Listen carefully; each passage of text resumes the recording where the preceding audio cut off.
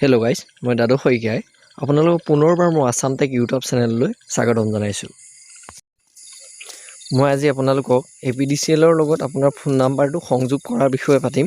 কেনেকৈ আপুনি সহজতে ঘৰতে বহি ফোন নাম্বাৰটো তাত সংযোগ কৰিব পাৰে APDCL ৱেবছাইটত গৈ কিনি, তাৰে বিষয়ে আপোনালোকক সহজ উপায়েৰে মই আজি দেখুৱাবলৈ চেষ্টা কৰিছোঁ। আপোনালোকে ভিডিঅ'টো স্কিপ নকৰাকৈ শেষলৈকে চাই থাকক।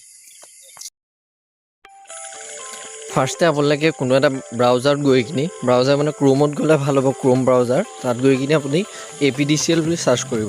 পাৰিলে এই মোডটো ডেস্কটপ ছাইড কৰি ল'ব। APDCL মই ক্লিক কৰিছোঁ।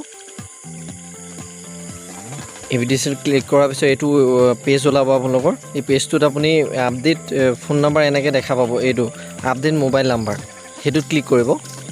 আপডেট মোবাইল নাম্বাৰ সেইটোত ক্লিক কৰাৰ পিছত অলপ দেৰি ৰৈ দিব।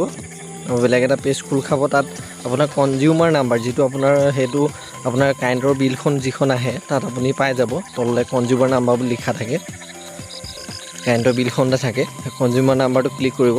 তাত আপোনাৰ গোটেই এতিয়া ক্লিক কৰা ছাবমিট কৰাৰ পিছত গোটেই ডিটেইলছখিনি ওলাই যাব। আপোনাৰ কাৰ নামত আছে বা ফোন নাম্বাৰটো আপোনাৰ ৰেজিষ্টাৰ আছেনে নাই।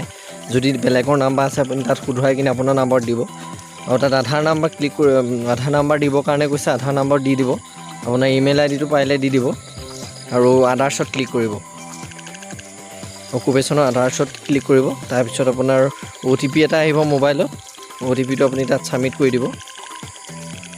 OTPটো ছাবমিট কৰাৰ পিছত আপোনাৰ কনজিউমাৰ মোবাইল নম্বৰ আপডেট এনেকৈ আপোনাৰ ছাকচেছফুলি হৈছে বুলি এনেকৈ দেখাই দিব। তেতিয়া আপোনালোকে গম পাব যে কনজিউমাৰ নাম্বাৰৰ লগত আপোনাৰ মোবাইল নাম্বাৰটো আপডেট হ'ল বা তাত লিংক হ'ল।